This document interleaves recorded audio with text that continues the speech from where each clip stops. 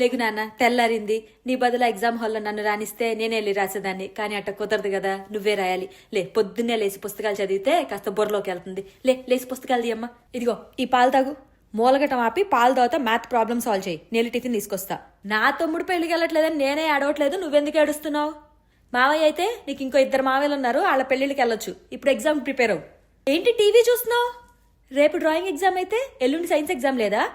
Science books తీసి చదువు. నేను షాప్కి వెళ్ళి 30 minutes లో వస్తా. ఈ లోపల 5 chapters చదివే. రాగానే అప్పచెప్పించుకుంటా. తప్పులు పోయినాయో తోలు తీసేస్తా. మ్యాథ్స్ అర్థం కావట్లేదా? ఇదింటానికైనా లక్షలు పోసి నిన్న పెద్ద స్కూల్లో చదివిస్తుంది. ఏదిటి?